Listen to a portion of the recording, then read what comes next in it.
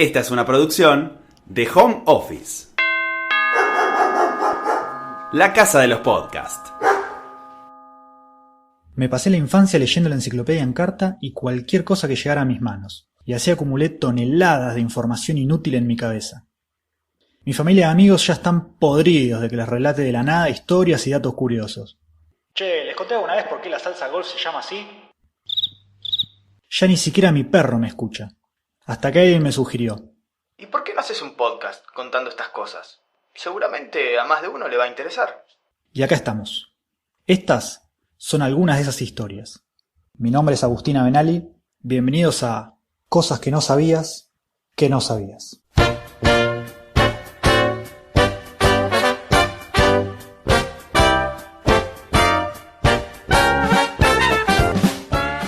Lamentablemente, la desaparición de gente que se mete en el mar no es un hecho aislado ni anormal.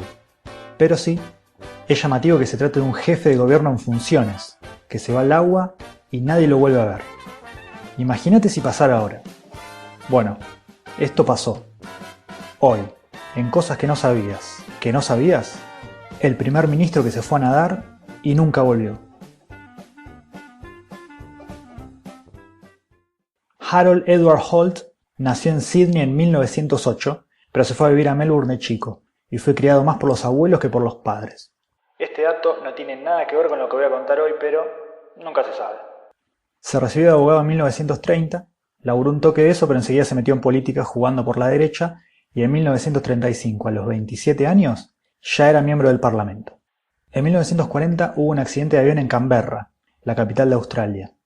Ahí murieron 3 ministros que iban a bordo, lo que dejó el lugar para que nuestro amigo Harold tomara el puesto de ministro de Trabajo y de Ciencia e Industria, y con esto comenzara su ascendente carrera. Como dice mi vecina Norma, una desgracia con suerte. Con suerte para él, claro. Al año siguiente el gobierno cambió y Harold pasó a ser la oposición. En 1948, después de varios años de estar ahí en la rosca parlamentaria, de agitar en las bancas y todo lo que uno hace cuando es la oposición, la coalición formada por su partido pasó a ser gobierno y a Harold lo pusieron en 2 carteras. O sea, en 2 ministerios, no es que iba dentro de una Louis Vuitton todo el día. Se convirtió simultáneamente en ministro de Trabajo, otra vez, y de Inmigración. Después fue tesorero, que es como para nosotros el ministro de Economía, y además líder del bloque parlamentario.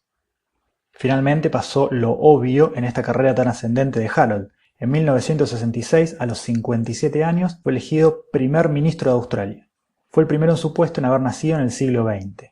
Si bien venía de la derecha, hizo algunas cosas como relajar la normativa migratoria australiana, que se llamaba Política de la Australia Blanca, y hasta ese momento solo permitía inmigrantes blancos y lindos como si fuera un país hecho por Cris Morena.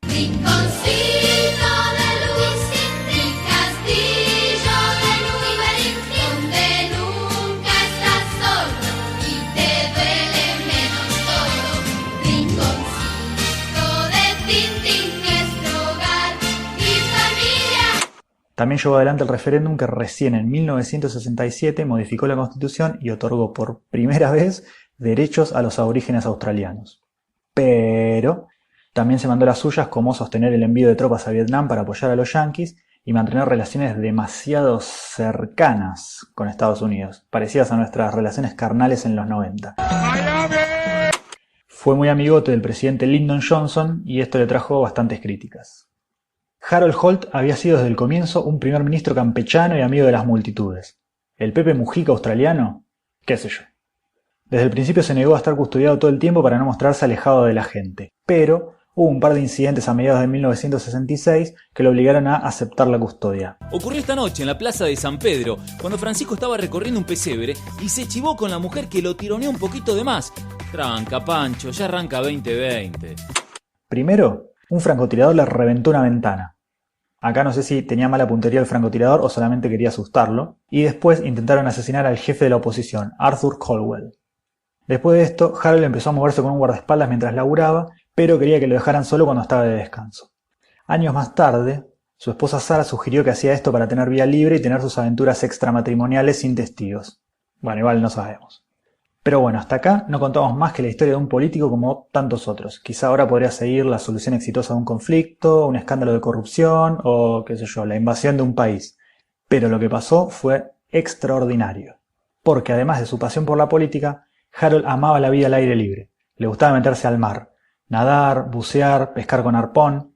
Tenía gran capacidad para contener la respiración y, de hecho, muchas veces se entretenía en los aburridos debates parlamentarios jugando a ver cuánto tiempo aguantaba sin respirar. O sea que de laburar ni hablemos, ¿no? Muchos de sus amigos le decían que este hobby de meterse tanto al mar era peligroso. Una vez, Harold le dijo a su secretario: Tony, déjate de bromar. ¿Cuáles son las posibilidades de que un primer ministro se ahogue o se lo coma un tiburón? Pero a principios de 1967 la había pasado mal.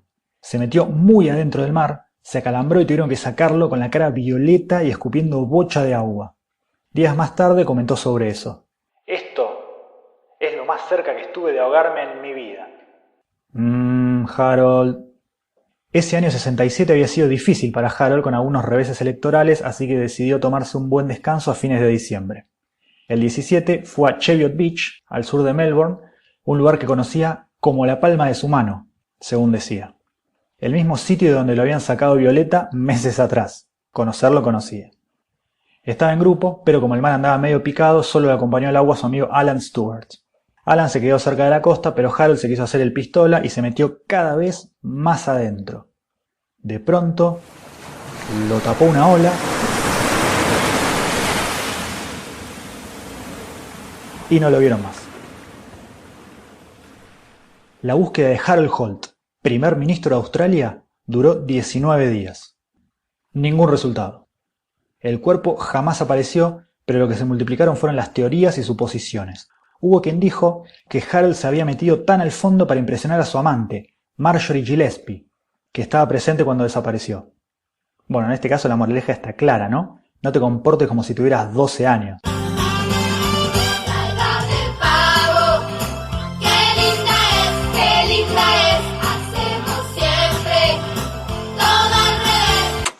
La versión más aceptada es que Harold quedó atrapado por unas algas, murió ahogado y el cuerpo fue rápidamente devorado por tiburones.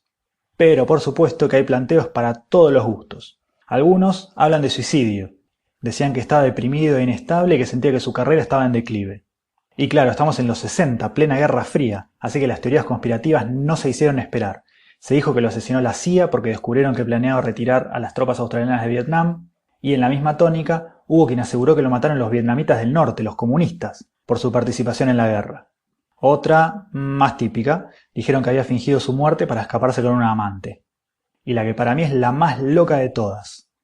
Un periodista afirmó que Harold había sido un espía de China durante gran parte de su vida y que aquel día de diciembre de 1967 fingió su muerte en el mar, fue rescatado por buzos chinos y llevado a Beijing, donde vivió feliz y contento. Sarah, la esposa, dijo que era ridículo. ¿Por qué? Porque a Harold ni siquiera le gustaba la comida china, dijo. Qué sé yo. Esta desaparición obviamente marcó a la sociedad australiana. No es para nada normal que tu primer ministro se vaya a pegar un chapuzón y no se lo vea nunca más. Ahora cayó medio en desuso, pero durante mucho tiempo se usaba la frase hacer un Harold Holt cuando desaparecías de un evento social. O sea, estabas ahí con la muchachada en el boliche, pum, pum, pum, pum, de pronto te daba sueño, te querías ir, te borrabas sin saludar y decían, ¿dónde se metió? Ah, hizo un Harold Holt. Pero entre todos los homenajes que le hicieron, hay uno muy, muy llamativo. Parece joda, pero es en serio, ¿eh? Búscalo donde quieras, que esto es posta. Decidieron recordar a un primer ministro que murió ahogado en el mar, poniéndole su nombre a un centro de natación.